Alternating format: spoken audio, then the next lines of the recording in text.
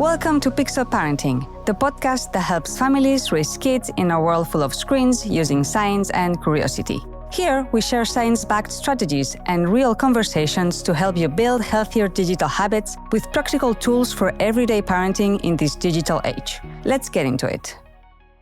Hello, fellow parents. Parenting comes with 1,000 invisible tasks, as you may already know. The mental load lives in the tiny things, the school emails, the sign-up, the lunchbox, and all the reminders you're trying to not forget. Today, I'm joined by Amy Briggs, founder and CEO of Aviva, an AI-powered scheduling app built specifically for parents. Amy is also a licensed speech and language pathologist who has spent her career supporting parents and children. Aviva is a scheduling assistant that finds the activities and plans hiding in your emails and then automatically turns them into events on your calendar. But this conversation goes deeper than tools.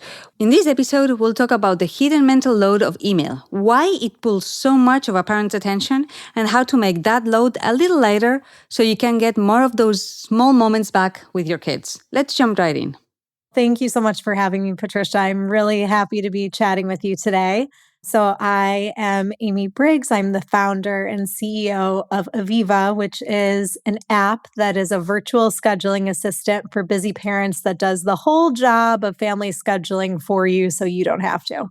My journey to becoming a tech founder was definitely sort of unexpected. I'm a speech language pathologist by trade, so I've always worked with families and parents and children and been really passionate about helping parents build capacity is really how I think of it. So through that lens, I had worked in public schools for a long time. I had young children of my own, and I really longed to be able to attend their school events and their activities, and the public school calendar didn't allow that. So I transitioned from public school work into private practice right as kind of COVID was winding down. And it was a really unique moment in history for everyone, and I'm sure everyone listening. But what I saw as a clinician was that because everyone was still really home, multiple caregivers were home, and there were a lot of participants in the sessions that I was having with my private clients when I went to treat children, I really saw this very full and real view of what modern parenthood looked like, kind of peeled behind the curtain.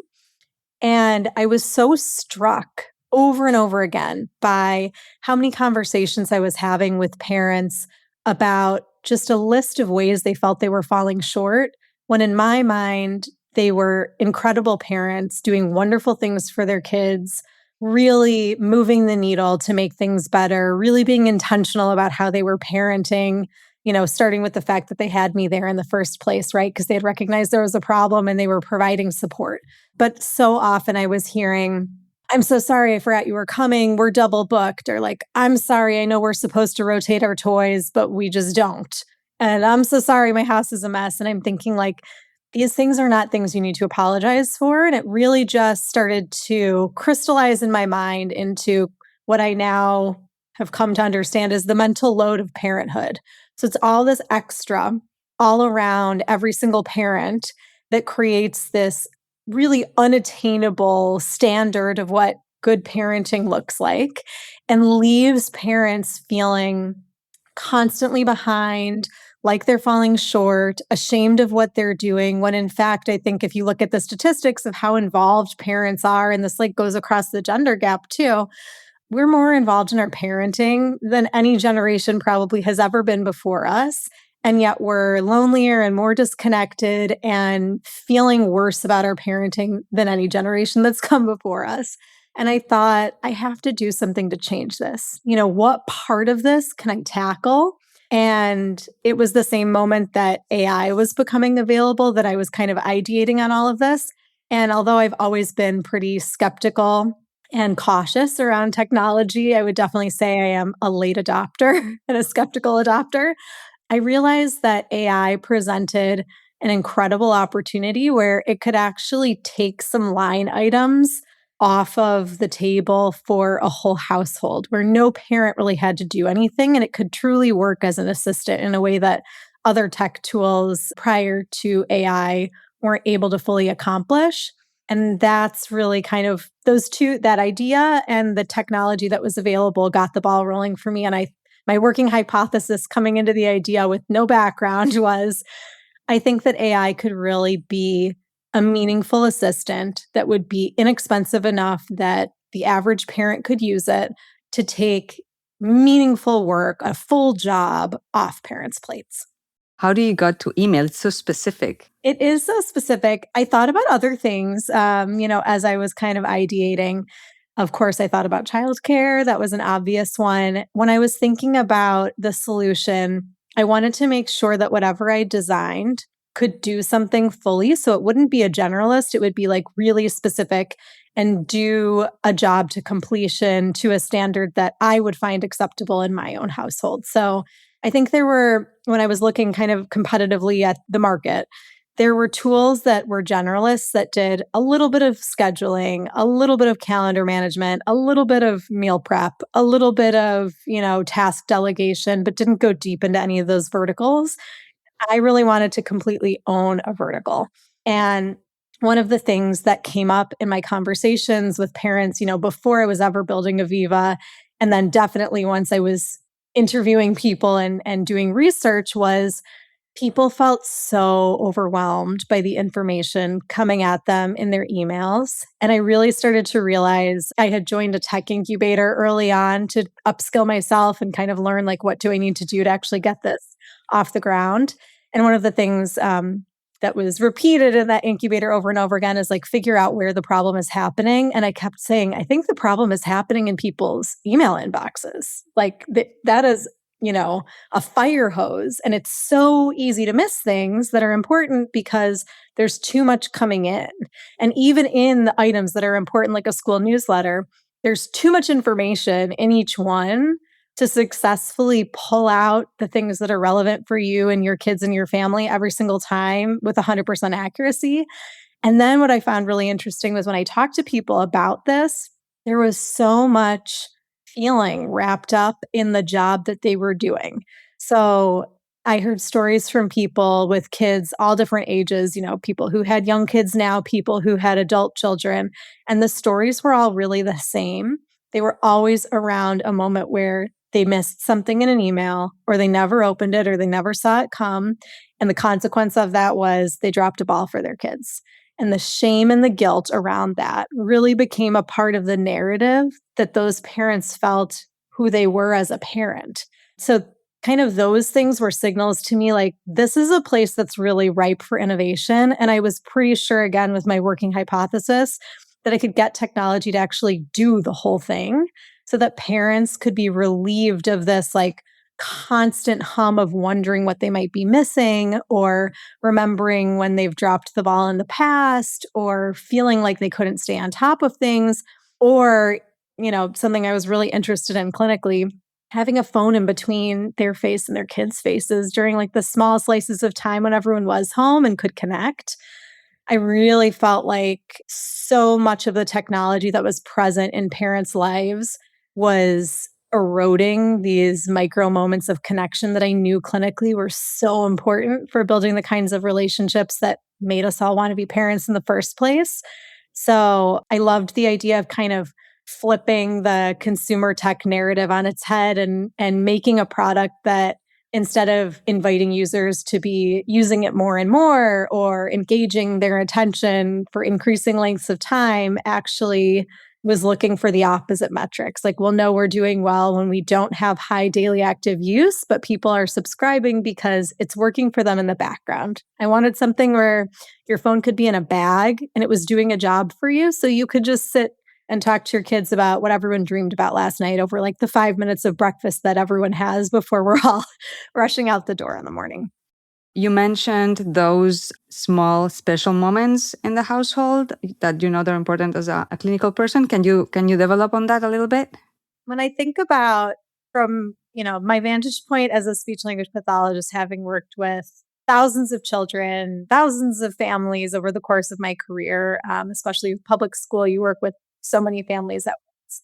Really, when I pair my experience and what I know from the literature and kind of the clinical research about what actually makes successful parenting, everything stems forward from a deep connection with our kids. So kids need to feel connected to an adult, loved, safe. Obviously, their physical safety and needs to be met. But once those kind of basic criteria are met, in terms of like the parenting moves we can make, there's really no better gift that any parent can give their kids than their undivided attention, even for really short periods of time. And I think this is where sometimes our generation of parents gets this wrong because the messaging is wrong, where it's like, oh, we have to be so involved every second of the day, right? Like pouring ourselves into our kids. But that's really not it. The connection with our kids is built up over time with multiple small repeated experiences of day-to-day life where we feel connected. So for example, rather than like the whole day that you might plan for your child's birthday to make it the most magical experience for them, where you have like their favorite activities planned and the big birthday party and all their friends are coming and the perfect gift. Well, that's wonderful. What's actually building the connection with our kids aren't those big events. It's, hearing what they have to say and looking at their face while they're talking over breakfast. It's having the bandwidth at the end of the day. I know for many, many children, the time when they're really ready to kind of take the lid off and let parents into what their experience of the day is really like is at bedtime, when many of us as parents are least resourced. We're all exhausted from the day we've all had. But if that's a time when you can save some bandwidth to actually just be present and listen, hearing what's on our kids' minds from their day, what landed on them, what questions they want to ask, that might be 5 minutes, 10 minutes. It's not a long time and it's not an event per se, but those are really the building blocks to that lasting connection and that feeling of like, I have an adult in my life who's tracking with me, who's in this experience together. I don't have to be alone. I don't have to figure everything out myself. I have this support. And I think that we all want to give that to our kids. And I think that the kind of image of what that looks like becomes conflated with these huge events or these huge moves, when really it's the quiet little in between moments. It's like when we're getting everyone ready for school in the morning and packing backpacks and our attention is 10 places. It's when we're in between activities or driving our kids in the car. Like those little shifts actually are the most potent. You mentioned a bunch of interference, and I would add the phone is one of the interferences, right? Like checking what's next, what's on the calendar, what's tomorrow. All of those things add on to that disconnection. Absolutely.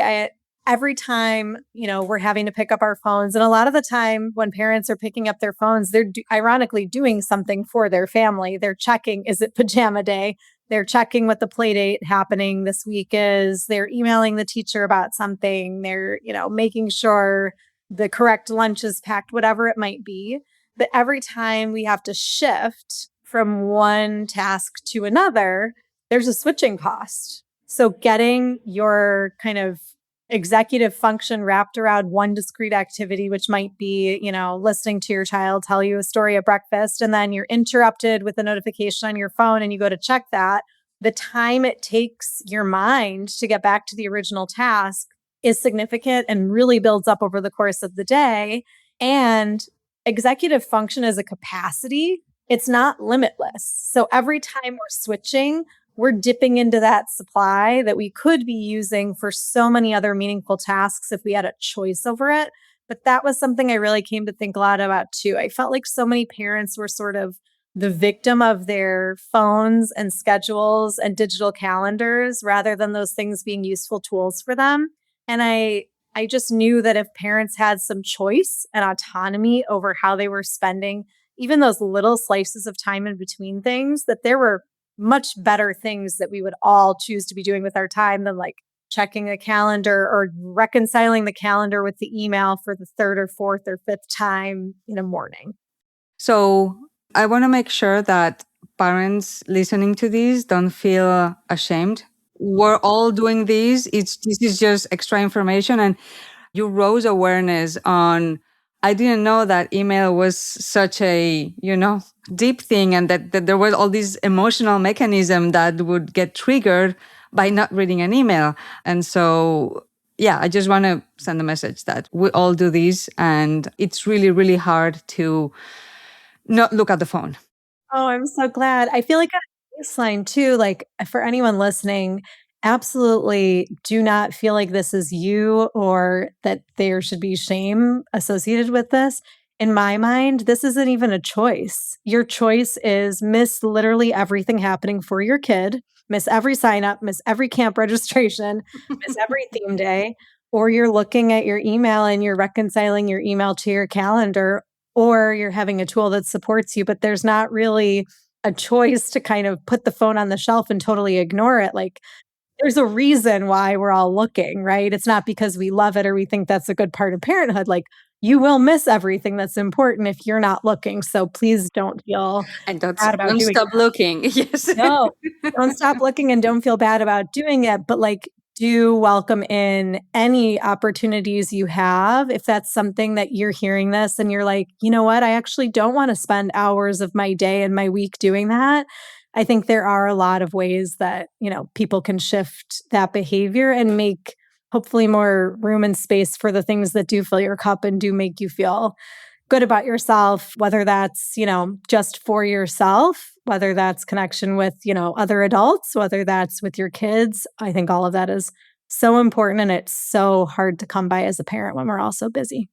So, I mean, any practical tips to actually, since we're talking about, actually checkings, any practical tips for, day to day? Somebody who's listening needs to do one thing today to start. What would you recommend? Like a good habit? Okay, so for starters, and I'm thinking that most people at this point probably use a digital calendar, I would say having some kind of a digital end place where your information is going is very, very important. So just want to put that out there. If you don't have a digital version of this, that makes it easiest to share, which takes you out of a default parenting position and allows everyone in the family maybe to participate a little bit more. So that one is really important.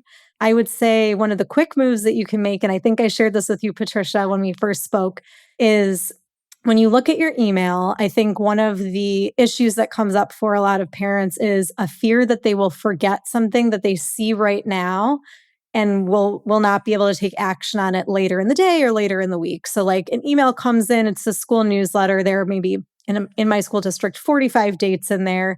Some of them are months away, but some of them are really important, like the graduation date or the spring concert that you need to get in your calendar. One thing you can do if you're a Gmail user is if you look at that email, even whether you've opened it or not, there's a little on the far right-hand side, a little clock, and you can actually click that and snooze the email, which means it goes away for now, and you can choose a time when you want it to come back up. So think to yourself, when is a time when I might have 10 minutes or 15 minutes to like approach these emails that I know are important when I'm not with my kids, when it's not breakfast time, dinner time, bedtime, on the weekends when we're doing a family activity. So like for me, a lot of the time that's 8 o'clock at night. My kids are in bed. I've got a little time. It's not a huge commitment. I don't need a lot of like mental brain power to go through that. I'll snooze emails and I'll have them come up for me. Or sometimes I snooze them for a day that's closer to that actual event if there's nothing for me to do. And then you've alleviated this feeling that you're going to forget if you don't do it right now and you have to go back and check because you might be missing something. So I think that is a great way to leverage free technology that, many people already have kind of in their pocket and get yourself to a place where you can get your phone just sitting parked somewhere with a little bit more ease. Because that's the other thing. If your phone's parked somewhere, but you're still really preoccupied with what you're missing, you're not going to enjoy that moment. You're right. Like your mind is going to be elsewhere. So I think you deserve to give yourself some support. Another tip I would give that's just a simple tip that anyone can do is I would do an audit of what's actually on your digital calendar and ask yourself if it's really everything. I think there are a lot of kind of sneaky things that we all still hold mentally that aren't represented anywhere in a written format.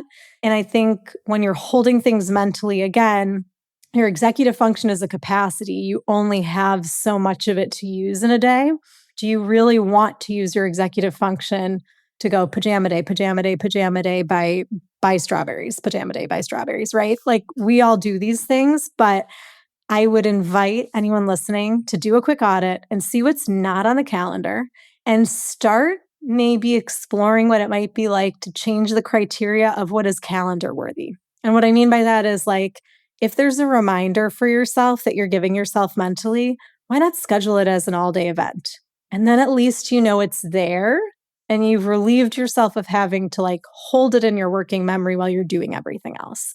Or, maybe it's things for yourself that you feel like you're never able to get in time with a friend, a walk, a workout, whatever that might be for you. Go and actually schedule it on your calendar. And even if you don't get to do those things, at least you've identified some blocks of time where they could happen. And maybe make it a recurring event. That's another trick that I use all the time. I have a couple things that I do with friends, and we are all busy and we are all working and we all have young kids, and like things happen. People get sick, people have to travel for work, whatever it might be. But we schedule it as a recurring event, and then we all just like RSVP yes or no if we can come. And at least it's on all our calendars, like holding that space. So that's another thing that I would say is something anyone could do. You could start today, and hopefully alleviates like that feeling around having to do this important job. We've spoken about your business. Where can people find it? How do they subscribe? Where can they upload their email tasks?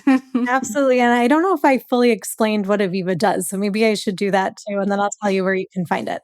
So when you onboard for Aviva, it connects to your Gmail. You set parameters as a user for the kinds of things that you need help scheduling. So whatever activities you might be involved in, maybe it's basketball and swim and theater. Maybe you want to know when packages are arriving. Maybe you want to be notified about doctor's appointments. Whatever it looks like for you and your family, you set those parameters.